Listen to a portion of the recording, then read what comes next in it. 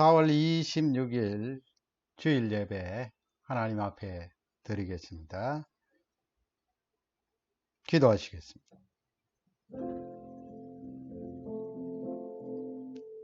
사랑하는 자여, 내 영혼이 잘됨 같이 내가 범사에 잘되고 강건하기를 내가 간구하노라. 하나님 아버지, 오늘도 하나님 앞에 찬양과 영광으로 예배드립니다.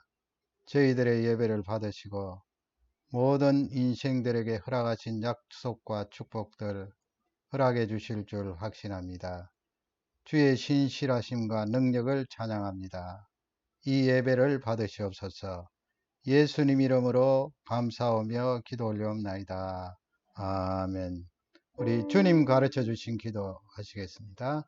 하늘에 계신 우리 아버지여, 이름이 거룩히 여김을 받으시오며 나라에 임하오시며 뜻이 하늘에서 이룬 것 같이 땅에서도 이루어지이다. 오늘날 우리에게 일용할 양식을 주옵시고 우리가 우리에게 죄 지은 자를 사해 준 것 같이 우리 죄를 사해 주옵시고 우리를 시험에 들게 하지 마옵시며 다만 악에서 구하옵소서. 세계 나라와 근세와 영광이 아버지께 영원히 싸움나이다. 아멘. 찬송가 36장 되겠습니다.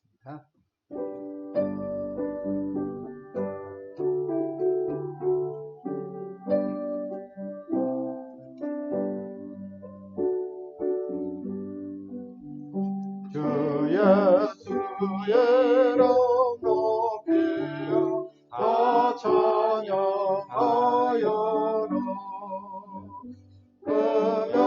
멸류관을 들여서 하늘에 주 찬양. 멸류관을 들여서 하늘에 주 찬양. 주 예수 향한 고난을 못 잊을 죄나 예배한 몸에 맞춰서 하늘에 주 찬양.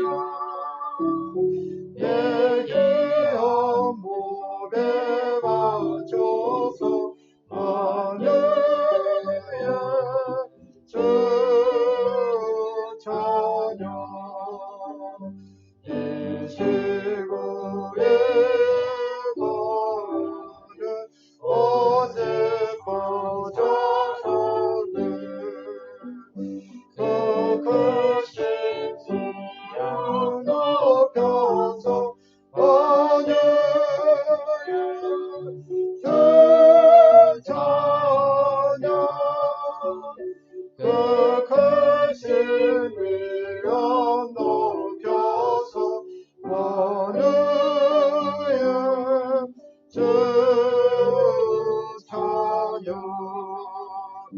주는 성도라는 게 주 앞에 엎드려 무궁한 노래 불러서 하늘에 주 찬양. 무궁한 노래 불러서 하늘에 주 찬양.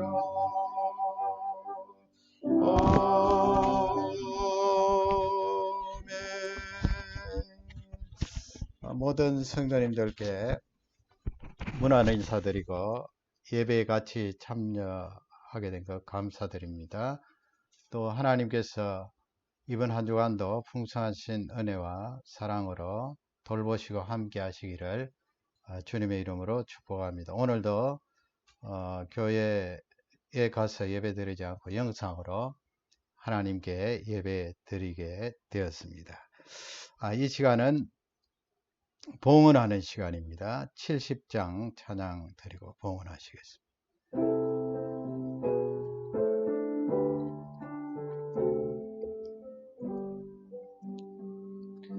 모든 것이 주께로부터 왔으니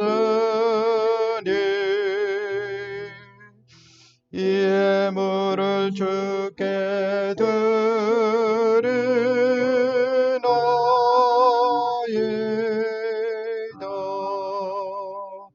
아멘. 기도하시겠습니다. 하나님 아버지, 4월달 마지막 주일을 하나님 앞에 드립니다. 이렇게 오늘도 영상으로 하나님께 예배드리며 온 가족이 모여 하나님을 찬양하게 하시니 감사합니다.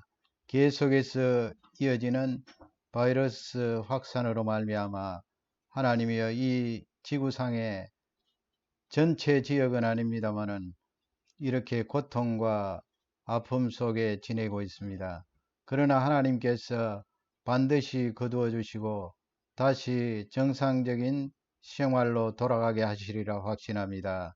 우리 모든 성도들의 가정에 은혜를 주시고 보호하심과 함께 하심이 넘치게 임할 줄 확신합니다. 또 지구상에 이 바이러스로 말미암아 고통 중에 있는 환자들, 또 생명을 잃은 많은 사람들이 있는 유가족들에게 은혜를 주시고 주의 긍휼을 더하여 주옵소서. 이 고통 가운데 하나님 구하게 하시고 그 구도하는 자세가 이어져서 성령 하나님의 감동으로 예수 그리스도를 만나는 축복이 일어나기를 간절히 기도합니다. 성도들의 범사에 복을 주시고 기도하고 간구하는 모든 제목들마다 이루어 주시고 응답해 주실 줄 확신합니다. 더욱이 우리 어르신들에게 은혜를 주시고 육신의 건강함을 더하여 주시며 가정에서 학습하는 청년 청소년들에게 은혜를 주시고 시간 관리와 또 지혜와 총명을 부어 주시기를 기도합니다. 여전히 일하고 있는 많은 가정들이 있사오니 하나님이 지켜주시고 그 일터에도 은혜를 다해 주시기를 기도하고 간구합니다. 오늘도 이 예배를 받으시며 특별히 이 미국과 캐나다 땅에 많이 확산되고 있습니다. 주의 긍휼과 은혜를 다하여 주시옵소서. 우리 조국 자유 대한민국을 기억해 주셔서 하나님 앞에 귀하게 쓰임받는 나라로 복을 다하여 주시옵소서. 감사하며 예수님 이름으로 기도 올려옵나이다. 아멘. 성경 봉독입니다. 하나님 말씀은 골로새서 3장 14절에서 17절입니다. 우리 가족들과 함께 큰 음성으로 하나님의 말씀을 받드리겠습니다. 14절입니다. 이 모든 것 위에 사랑을 더하여 이는 온전하게 매는 띠니라. 그리스도의 평강이 너희 마음을 주관하게 하라. 평강을 위하여 너희가 한 몸으로 부르심을 받았나니 또한 너희는 감사하는 자가 되라. 그리스도의 말씀이 너희 속에 풍성히 거하게 모든 지혜로 피차 가르치며 권면하고 시와 찬미와 신령한 노래를 부르며 마음에 감사함으로 하나님을 찬양하고 또 무엇을 하든지 말에나 미래나 다 주 예수의 이름으로 하고 그를 힘입어 하나님 앞에 감사하라. 아멘. 오늘 4월 마지막 주일 하나님께서 주신 말씀의 제목은 일상은 지루함이 아니라 감사거리다는 그런 제목입니다. 일상은 지루함이 아니라 감사거리다. 우리가 이 바이러스 전에 지금도 크게 다를 바가 없습니다만은 그러나 바이러스 외에는 많이 바뀐 것이 있죠. 바이러스 전에 일상생활을 하면서 그 일상생활의 특징이 무엇입니까? 반복입니다. 저녁에 잠자고 아침에 일어나고 또 직장 가고 학교 가고 하루 종일 그렇게 생활하다가 가정에 돌아와서 또 식사하고 대화하고 자고. 일상은 반복이죠. 낮에 또 직장이나 또 일터에 사업장에 또 학교에 가서 일어나는 일들도 대부분 반복적으로 일어납니다. 반복적으로 일어날 때 우리는 지루함을 느끼고 또 감사가 사라지는 경우가 많은 것을 볼 수가 있습니다. 그러나 여러분, 이렇게 바이러스가 들어오고 우리의 이 일상이 바뀌게 되었죠. 바뀌니까 일상생활했던 그때 참 감사하지 못했구나 하는 것을 우리가 느낄 수가 있습니다. 반복되기 때문에 지루함을 느끼고 감사하지 못했는데, 이렇게 생활에 제약을 받고 또 통제를 받으니까 야, 반복적으로 했던 그 일상이 얼마나 감사했나 하는 것을 알 수가 있습니다. 당장에 식료품을 사기 위해서 마트에 가면 여러분 어떻게 해야 됩니까? 6피트 거리를 두고 줄을 서야 되지 않아요? 일상 옛날 같았으면 그냥 도착하자마자 카트를 밀고 들어갈 수가 있는데, 그렇게 들어갈 수가 없습니다. 10분 기다리고 20분 기다리고 많이는 30분 기다려야 들어갈 수 있어요. 그래서 우리는 일상생활이 반복될 때는 별로 느끼지 못했는데, 야, 우리에게 주어진 일상이 지루함이 아니고 반복으로 말미암아 지루함을 느끼는 소스가 아니고 도리어 감사거리다 하는 것을 깨달을 수가 있습니다. 그래서 이 바이러스가 있는 이 상황 중에도 이 감사거리가 우리에게 있고, 다시 일상생활이 전개되었을 때 더 많이 감사해야 되겠구나 하는 것을 느낄 수가 있습니다. 오늘 이 말씀을 통하여 일상생활이 우리에게 감사거리다 하는 이 주제를 통하여 하나님께 은혜를 받기를 원합니다. 첫째는 본문 말씀을 통하여서 감사는 평안을 준다, 그런 내용이에요. 감사를 하게 되면 우리 마음에 찾아오는 것이 평안입니다. 아니, 뭐 평안이 나에게 있어야 감사를 하지 않습니까? 그게 아니고요. 하나님 앞에 우리가 감사하게 되면 평안을 허락해 주셔서 그 평안을 누리게 된다, 그런 말씀이에요. 사도 바울은 골로새 교인들에게 15절 말씀에 가면 그 부분에 말씀합니다. 우리 크게 한 음성으로 받들어 있겠습니다. 그리스도의 평강이 평강을 위하여 너희가 한 몸으로 부르심을 받았나니 또한 너희는 감사하는 자가 되라. 앞쪽에는 그리스도의 평강 그랬죠. Peace of Christ. 예수 그리스도의 평강이 너희 마음을 주장 다스리게 하라. 예수님이 주신 그 평강이 우리 마음을 다스리면 무슨 염려할 것이 있습니까? 주장하게 하라, 다스리게 하라, 그렇게 말씀을 하셨는데요. 중간쯤 보면은 평강을 위하여 너희가 한 몸으로 부르심을 받았다. 틀림없이 예수 그리스도 안에 있는 우리에게 하나님이 평강을 선물로 주셨다고 말씀합니다. 그 다음에 하반절에 보면 또한 너희는 감사하는 자가 되라. 평강을 주셨는데 우리가 그 평강을 다 누리지 못하는 것이 사실입니다. 왜 그렇습니까? 감사가 없어서 그렇습니다. 감사를 하게 되면 하나님이 이미 주신 그 평강을 예수 그리스도께 부르심을 입고 하나님 자녀된 우리가 그 평강을 마음껏 찾아 누리게 됩니다. 감사가 선행되어야 됩니다. 감사할 때 평강이 다시 회복이 되는 것입니다. 하나님 아버지, 이렇게 어수선한 시기에 마음에 평강이 없는데 어떻게 감사합니까? 그렇게 거꾸로 말씀하지 마시고요. 감사를 하게 되면 하나님께서 이미 우리에게 주신 그 평강을 마음껏 누리게 된다. 귀한 말씀인데, 예수님께서 부활하시고 나서 평강이 없는 제자들에게 찾아오셔서 하신 말씀이 무엇입니까? 누가복음 24장 36절을 보면 다 같이 읽겠습니다. 이 말을 할 때에 예수께서 친히 그를 가운데 가서 이르시되 너희에게 평강이 있을지어다 하시니, 예수님께서 그 제자들이 있는 곳에 부활하신 몸으로 오셨습니다. 문들이 다 닫혀 있는데 예수님이 부활하신 그 육신 그대로 그 닫힌 문을 통과해서 제자들 앞에 서서 첫 번째 하신 말씀이 너희에게 평강이 있을지어다. 평안을 선포하시고 말씀하셨습니다. 그러면 제자들 쪽에 봐서는 그들에게 지금 평강이 없다는 거예요.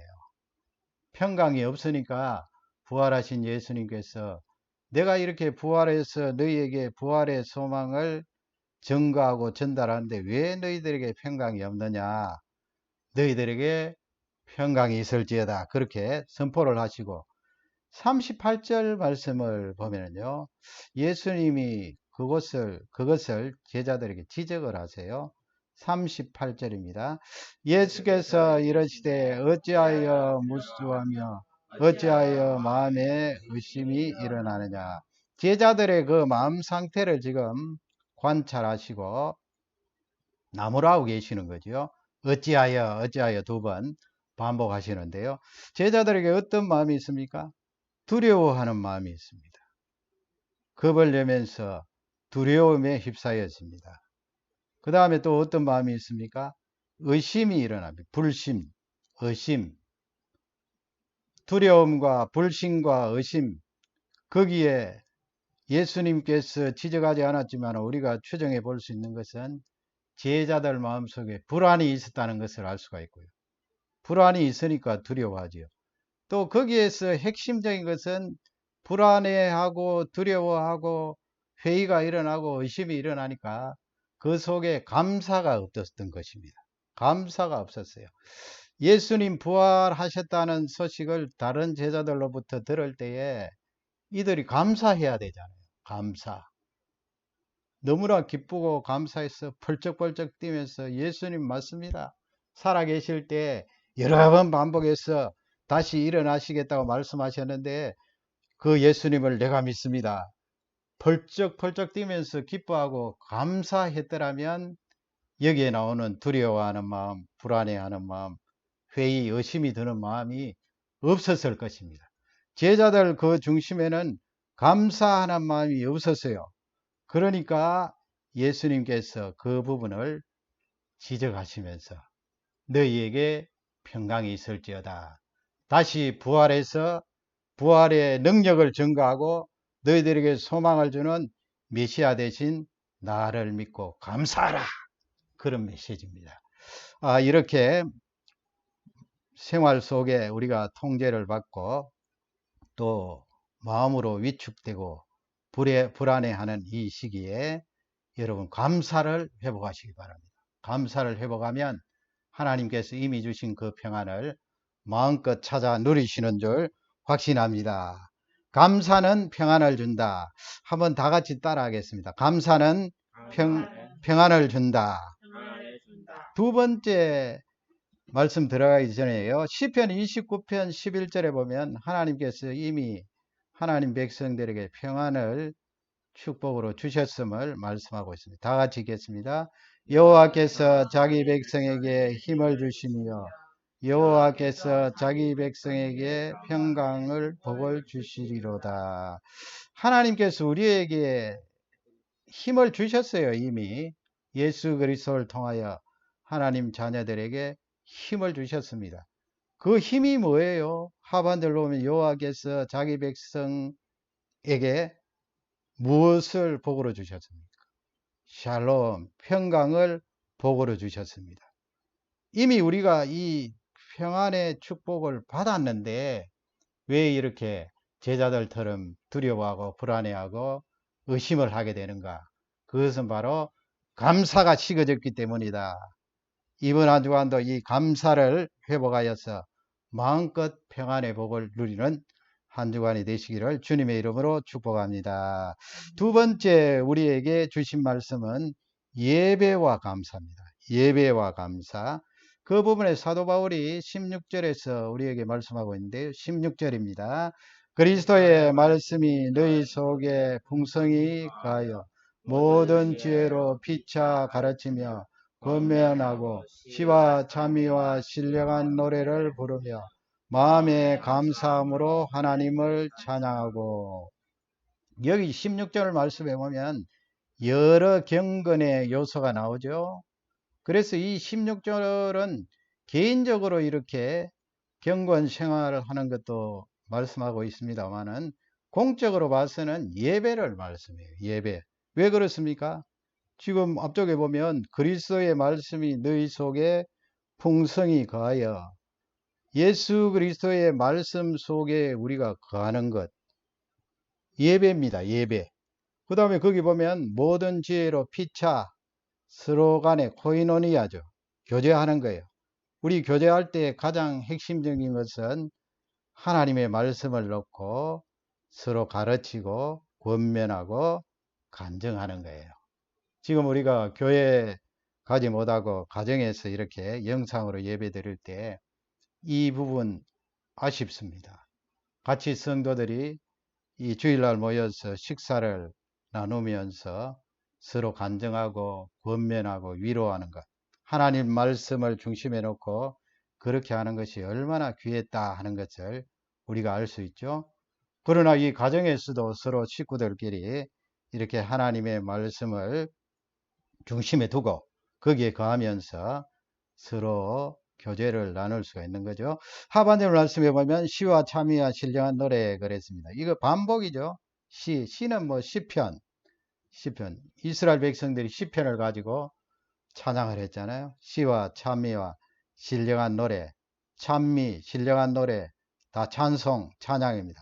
시와 참미와 신령한 노래를 부르며 마음에 감사함으로 그랬습니다. 감사함으로 하나님을 찬양하고, 힘스, 하나님을 이 찬송으로 높이 부르라는 거예요. 감사함으로. 감사가 들어가 있죠. 그래서 예배와 감사가 같이 간다는 거예요. 예배 드릴 때 감사가 나오겠죠. 우리가 또 감사하면서 예배를 드릴 수가 있겠죠. 또 감사하는 마음이 앞서서 또 예배에 나갈 수가 있겠죠. 어느 것이 앞섰다 뒤졌다 할 것 없이 예배와 감사는 같이 갑니다. 오늘도 가정에서 예배 드리지만은 이 예배 속에 하나님의 말씀이 있고 찬양이 있고 시편이 있고 하나님을 높이는 노래가 있을 때에 더욱더 우리 속에 감사가 흘러 넘칠 줄 확신합니다. 사도행전 16장에 보면은요, 거기에 이 하나님 앞에 예배드리는 두 사람을 볼 수가 있습니다. 잘 아시죠? 16장 23절에 보면 거기 많이 친 후에 옥에 가두고 관수에게 명하여서 든든히 지키라 하니, 그게 누가 그 수동적으로 이 사건에 연루가 되었습니까? 많이 매를 가지고 때렸습니다. 누가 맞았어요? 바울 사도입니다. 바울 사도와 또 동행했던 동력자 실라입니다. 실라. 바울과 실라가 많이 맞은 후에 거기에 있는 관리의 명령에 따라 옥에 들어가게 되고, 이 관리가 간수에게 옥을 든든히 지켜라 그렇게 했습니다. 두드려 맞고 감옥에 투옥이 된 것입니다. 사도행전 16장 24절에 보면 그 구체적인 옥에 들어간 상태가 어느 정도였는가 하는 것을 말씀하고 있는데요. 24절 읽겠습니다. 그가 이러한 명령을 받아 그들을 깊은 옥에 가두고 그 발을 착고에 든든히 채웠더니, 중간에 그들은 누구를 가리킵니까? 바울과 실라입니다. 바울과 실라를 깊은 감옥에 집어넣었습니다. 도저히 사람의 힘으로는 해치고 뚫고 나올 수 없는 깊은 감옥에 집어넣고, 그 다음에 그 발을 도망가지 못하도록 쇠고랑으로 착고에 든든히 그렇게 락을 걸었습니다. 이 상황 가운데 어떤 일이 일어납니까? 여러분 너무나 잘 아시죠? 16장 25절에 보면 하나님의 말씀을 읽겠습니다. 한밤중에 바울과 실라가 기도하고 하나님을 찬송하며 죄수들이 듣더라. 25절에 한밤중에 그렇게 되어 있어요. 원래 환자들이 밤에 더 아프다는 것을 우리는 잘 알고 있습니다. 내가 또 겪어봤고 우리 모두가 겪어봤습니다. 아픈 사람, 고통 중에 있는 사람 밤중에 더 힘들어요. 지금 바울과 실라가 많이 두드려 맞고 감옥에 들어갔고 또 바른 착고에 차서 움직이기가 불편한데 그 한밤중에 두드려 맞은 그 자리가 고통으로 쑤셔오는데 그 한밤중에 무엇을 했나요? 바울과 실라가 기도했다고 그랬어요. 기도했습니다. 그 다음에 하나님을 찬송했습니다. 기도 그냥 속으로 웅얼웅얼 한 것이 아니고 하반절에 보면 다른 죄수들이 들을 정도로 귀를 쫑긋 세우고 그렇게 의도적으로 들었다기보다는 다른 죄수들이 그냥 앉아서 잠을 청하는데 다 들을 수 있도록 기도하고 찬송했다는 것입니다. 그래서 이 25절 내용은 기도하고 찬송했다 그렇게 되어 있지만은 예배 드린 거예요. 예배. 감옥 속에서 발이 붙들려서 움직이기가 불편함에도 하나님을 찬양하고 예배했다 하는 것을 알 수가 있습니다. 그 속에 감사가 있겠죠. 맞은 자국이 아프더라도 지금 자신들의 상황이 어렵고 움직일 수 없는 죄수가 되었지만은 그 속에 감사가 있었고 그 감사는 어디에서 나왔는가? 예배를 드릴 때 감사했고 예배 드리기 전에도 감사했고 예배를 드리고 나니까 그 감사가 더 충만했다 하는 것을 알 수가 있습니다. 그러니 다른 죄수들이 기쁘게 예배드리는 그들의 찬양 소리를 들을 수 있게 된 것입니다. 바울과 실라가 예배드렸다 하는 것을 말씀하고 있습니다. 그 예배의 중심에는 감사가 있었다. 우리 지금 바이러스가 이렇게 창궐합니다만은 지금 바울과 실라보다는 훨씬 나은 것 아닙니까? 바울과 실라는 어떻게 될지 모르는 상황이에요. 생명도 위태할 수가 있습니다. 그러나 그들은 하나님 앞에 기도하고 찬양하면서 예배드렸습니다. 감사의 역동이고 감사의 충만입니다. 이렇게 했더니 26절에 보면 어떤 일이 일어났습니다. 26절 다 같이 읽겠습니다. 이에 갑자기 큰 지진이 나서 옥대가 움직이고 문이 곧 다 열리며 모든 사람이 메인 것이 다 벗어진지라. 그 하나님의 능력이죠. 이렇게 예배가 하나님 앞에 드려지고 감사가 그 속에 충만할 때 갑자기 큰 지진이 나서 옥터가 막 흔들리고요. 그 다음에 문이 다 열려버리고 모든 이 사람의 메인 것이 다 풀렸다. 하나님의 기적이 나타난 거예요. 하나님의 기적이 나타나. 여러분, 이렇게 바이러스가 있는 이 상황 가운데도 감사의 예배를 하나님 앞에 드릴 때 이 기적이 우리에게도 나타날 줄 확신합니다. 하나님이 막아주시는 은혜와 능력도 있고요. 우리 자신도 예배와 감사를 통하여서 면역력을 키우고 강력하게 바이러스를 대처할 수 있는 줄 확신합니다. 이 감사와 예배가 우리 모든 성도님들 또 가정마다 넘치게 일어나기를 주님의 이름으로 축원합니다. 마지막 세 번째는 현실 속에서 감사하라. 그런 메시지예요. 현실 속에서 감사하라. 조금 넓게 말하면 처음 서두에 말씀드린 대로 일상 가운데 우리가 더 감사해야 된다.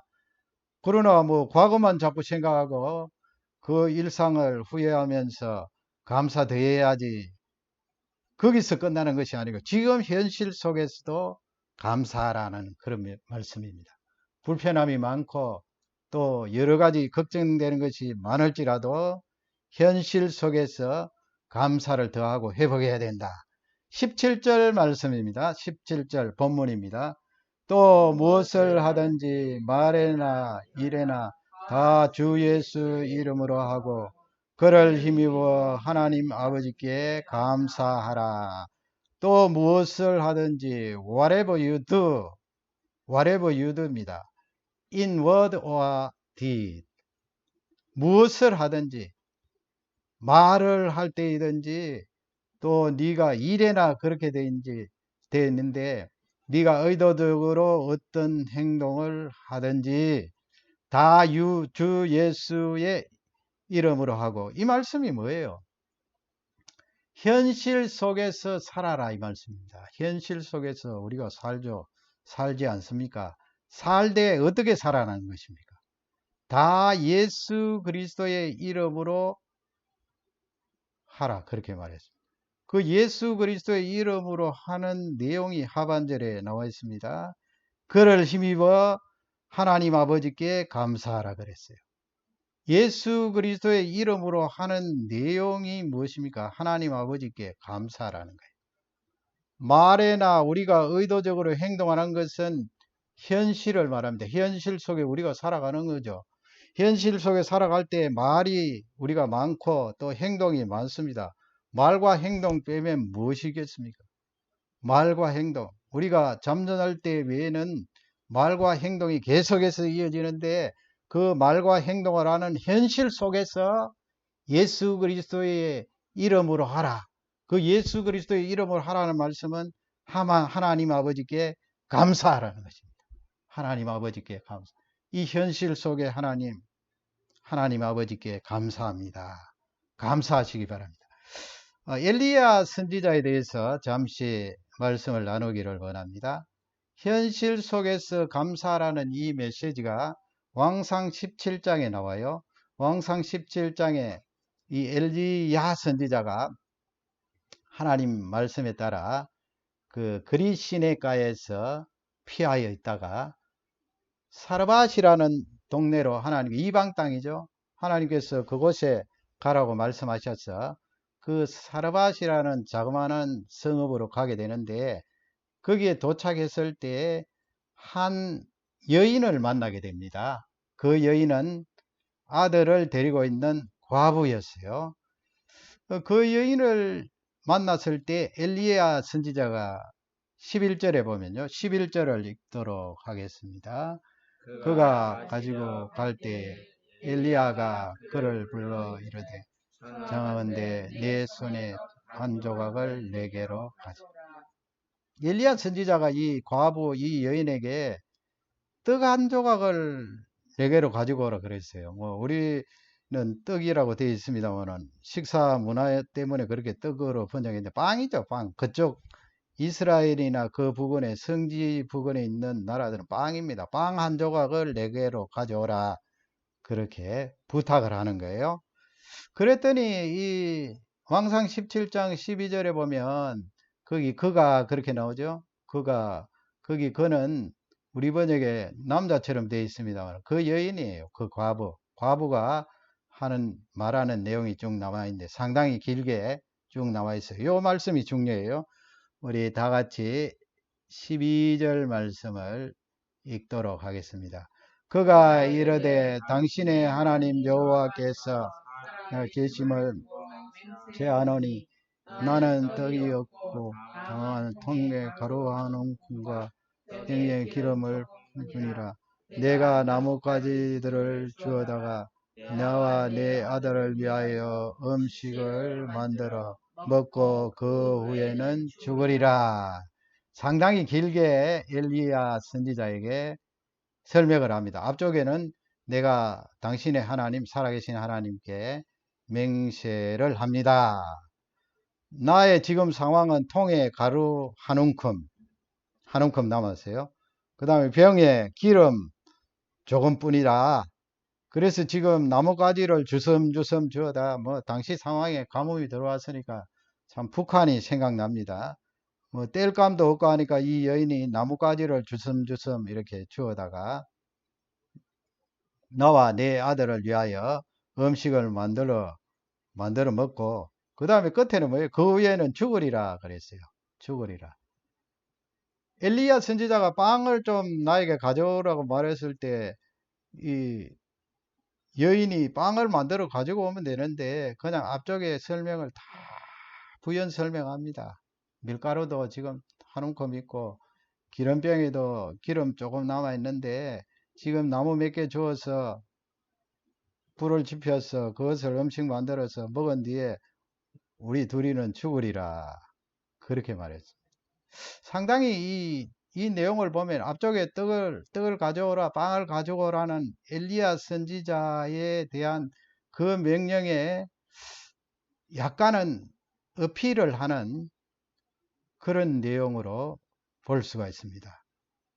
그래서 자기 자신의 그 상황들을 쭉 이렇게 설명을 하고 있는데 엘리야 선지자가 그것을 모르고 이야기했을 리는 없습니다. 빵을 가지고 오라 명령할 때는 반드시 이유가 있었겠지요. 지금 이 여인이 제일 끝부분에 보면은 그 후에는 죽으리라. 내 아들과 나는 죽을 것이다. 삶에 대한 그런 비관도 있고요. 현실에 너무 빠져 있기 때문에 이제는 이 밀가루 떨어지고 기름 떨어지면 우리는 죽는다. 그런 비참한 상황을 이야기를 하고 있습니다. 현실에 대한 여유가 너무 없었어요. 그래서 이 밀가루 떨어지면 더 이상 우리는 살 길이 없다. 우리는 죽을 것이다. 지금 앞쪽에 하나님에 대한 언급을 하면서도 이 이야기를 하는 것입니다. 여러분, 이 상황에서 우리에게 적용해 보기를 원합니다. 우리가 지금 이 어려운 상황에서 현실에 대한 여유가 너무 없으면 이 바이러스 때문에 우리가 죽을 것이다. 더 이상 살기가 어렵다. 빈틈이 없다. 언제 끝날지도 모른다. 백신 개발이 1년이나 늦어질 것이다. 그렇게 되면 현실에 대한 여유가 너무나 없어집니다. 이 여인과 다를 바가 없는 거죠. 그 위에는 죽으리라. 엘리야 선지자가 그 말을 듣고 어떻게 합니까? 그 다음 구절에 보면 너 상황이 그러면은 그냥 나 먹지 않겠다 그렇게 말합니까? 아니에요. 하나님께서 현실 속에서 감사하라, 현실 속에서 희망을 가져라는 그 메시지를 이 여인에게 주고 있는 거예요. 그러니까 엘리야 선지자가 떡 조금 나에게 다오 하는 그 이유를 여러분 알겠죠? 정말 엘리야 선지자는 잔인하다. 밀가루 조금 남은 것, 기름 조금 남은 것으로 구워서 먹고 죽으려고 하는 이 여인에게 떡을 가지고 오라 했으니까 얼마나 이 선지자가 체면이 없는 선지자냐 그렇게 할 수가 있겠지만은 그게 아니에요. 하나님께서 엘리야에게 말씀하셨고 또 엘리야가 빵을 가지고 오라 했을 때는 깊은 의미가 있는 거예요. 너 현실에 너무 빠져서 여유가 없다. 그러니까 감사도 없고 나 이거 먹고 죽으리라 생각밖에 못하는 것이다. 지금 실제적으로 이 엘리야가 그 부분 13절에 말씀을 합니다. 13절 읽겠습니다. 엘리야가 그에게 이르되 두려워하지 말고 가서 내 마음대로 하려. 먼저 그것으로 나를 위하여 작은 떡 한 개를 만들어 내게로 가지고 그 위에 너와 내 엘리야 선지자가 말하죠. 엘리야 선지자가 끝까지 양보하지 않습니다. 어떻게 합니까? 나를 위하여 그래요. 나를 엘리야 선지자를 위하여 먼저 떡 한 개를 여러분 내 지금 먹고 죽을 달랑달랑한 아들하고 나하고 먹고 나면은 아무것도 없고 이제 죽는다고 생각하는데 여유가 있겠어요? 엘리야 선지자에게 줄 여유가 있겠습니까? 여유가 없어요. 내가 먹고 죽을 판에 옆에 있는 사람 줄 여유가 어디에 있습니까? 그래서 지금 엘리야 선지자가 여기서 하시는 말씀은 너 현실 속에서 여유를 가져라. 그 여유를 가질 때 감사하는 마음도 생기고 또 배고파하는 엘리야에게 줄 수 있는 이웃에게 줄 수 있는 그런 여유가 생기다. 그럴 때 현실 속에서 감사할 수 있는 넉넉한 사람이 된다 하는 그것을 가르쳐 주고 있습니다. 그래서 떡 한 개를 만들어 내게 먼저 가져오라. 그 위에 너와 내 아들이 먹어라. 그렇게 지금 명령을 내리고 있는 것입니다. 14절 보면 축복을 하죠. 엘리야 선지자가 그렇게 할 때 네가 아들과 함께 죽는 것이 아니고 사는 은혜가 있다. 14절입니다. 이스라엘의 하나님 여호와의 말씀이 나 여호와가 이를 내리는 날까지 그 통에 가루가 떨어지지 아니하고 그 병에 기름이 없어지지 아니하니라 하셨느니라. 이게 하나님의 축복이에요. 그렇게 할 때 하나님이 베풀어 주시는 은혜와 능력을 이 여인이 체험하게 되는 거죠. 너 현실 속에 너무 빠져서 요거 끝나면 우리가 죽는다 그렇게 생각하는데, 그렇게 하면 감사가 나올 수가 없고 옆에 사람 생각할 여유가 없습니다. 그러니 너 속에 여유를 가지고 다시 감사를 회복하고, 나에게 먼저 빵을 주면, 떡을 주면 그것을 가지고 엘리야가 축복을 하고 하나님께서 너와 너 아들뿐만 아니고 나까지 가뭄이 끝나는 그날에 이르도록 떡과 기름이 끊어지지 않겠다 하는 그런 축복이에요. 여러분, 오늘 이 귀한 말씀, 현실 속에서 감사라는 것입니다. 이번 한 주간도 이 나에게 또 우리 가정에게, 우리 모든 성도들에게 닥친 이 현실 속에서 감사하다가 하나님의 은혜와 능력을 마음껏 체험하시기 바랍니다. 마트에 가면은 떨어진 물건, 요즘은 뭐 그렇지 않습니다만은 초반기에는 다 이 떨어진 물건 많고 걱정하는 사람들도 있었을 텐데, 그러나 현실 속에 여유를 가지고 혹시 그런 상황을 봐도 우리 하나님께서 나를 절대로 죽이지 않으신다, 또 채워주시고 이 사르밧 과부의 가정처럼 은혜를 다하여 주실 것이다 하는 믿음을 가지고 이번 한 주간도 여유를 가지시면서 현실 속에서 하나님 앞에 감사하는 한 주간이 되시기를 주님의 이름으로 축원합니다. 기도하시겠습니다. 하나님 아버지여, 오늘도 귀한 말씀을 허락해 주심을 감사합니다. 하나님께서 우리에게 감사의 회복에 대해서 말씀해 주셨습니다. 옛날이 아니고 몇 달 전만 해도 우리는 일상생활 가운데 반복되는 이 일상 때문에 감사가 너무나 없었습니다. 당연히 이런 반복이 일어나고 내가 마트에 가면 금방 들어가서 원하는 물건을 집어들고 살 수 있을 것 같았는데, 지금 현 상황에서는 그렇게 되지 못합니다. 가서 줄을 서서 기다려야 되고, 또 진열된 물품이 없을 때 우리 마음속에 왠지 불안감과 두려움이 찾아올 수가 있습니다. 그러나 하나님께서 우리에게 주시는 말씀은 먼저 감사하면 이미 우리에게 주신 그 평안을 찾아 누릴 수 있다고 말씀해 주셨습니다. 또 우리에게 귀한 소스를 말씀해 주셨는데, 예배와 감사는 어우러져서 같이 간다고 말씀했습니다. 감사하는 마음으로 예배에 나아가고, 또 예배 드릴 때에 감사하면서 예배 드리고, 예배 드릴 때에 감사하면 그 감사가 몇 갑절 증가가 되어서 감사 이어지는 줄 확신합니다. 예배로 감사가 회복되게 하시며, 더 나아가서 어떤 상황이든 그 현실 속에서 감사하는 우리가 되게 하시기를 기도하고 간구합니다. 이 사르밧 과부는 밀가루와 그 기름을 가지고 마지막 구워 먹고 이제 우리 죽는다고 생각하니 너무나 여유가 없었습니다. 어떤 상황에서도 어떤 사람이라도 그 상황 가운데 남에게 줄 수 있는 여유가 없었을 것입니다. 그것을 하나님께서 엘리야 선지자를 통하여 다시 회복시켜 주시고, 엘리야 선지자에게 먼저 내어주는 여유를 갖게 하시고, 그렇게 했을 때 엘리야 선지자가 그 여인의 가정을 축복하셔서 가뭄이 끝나는 그날까지 마르지 않도록 은혜를 다하여 주신 줄 확신합니다.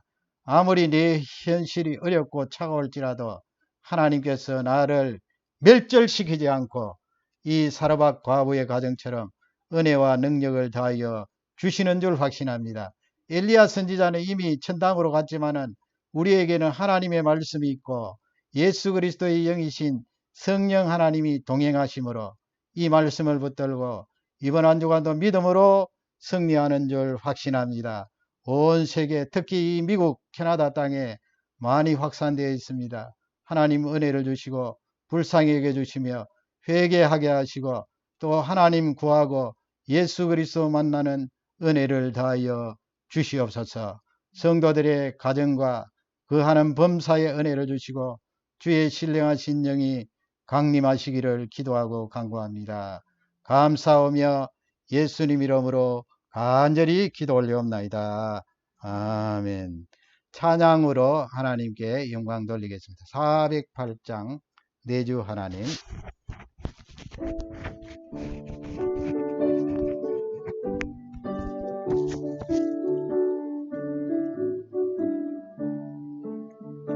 내 주 하나님 넓고 큰 은혜는 저 큰 바다보다 길까. 그 높다 주를 그려 깊은 데로 정가운데 가보라. 언덕을 떠나서 창과에 배 띄워 내 주 예수 은혜의 바다로 예만 꺼져가라. 내 인생은 언제나 거기서 저 큰 바다만 들어오고 금이 모르는 깊은 바다 속에 한번 헤아려 먹구나. 언덕을 떠나서 창파에 배 띄워 내 주 예수 은혜의 바다로 내맘 꺼져가라. 많은 사람이 안정을 가해서 저 큰 바다 가려다가 찰싹거리는 작은 바다 보고 밤에 졸여서 못 가네. 언덕을 떠나서 창가에 배 띄워 내 주 예수 은혜의 바다로 예를 꺼져가라. 자곡하느라 유제곡하느라 저 큰 은혜 바다야에 자원의 노래 저 깊은 데로 가라. 망망한 바다로 언덕을 떠나서 창파에 띄워 내 주 예수 은혜의 바다로 내맘 꺼져가. 후랴 먼저가 언덕을 떠나서 창파에 배 띄워 내 주 예수 은혜의 바다로 내맘 꺼져가라. 할렐루야. 기도하시겠습니다.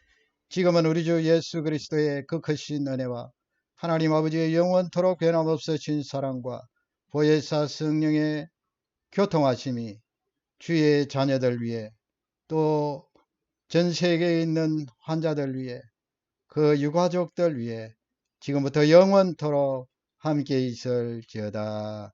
아멘.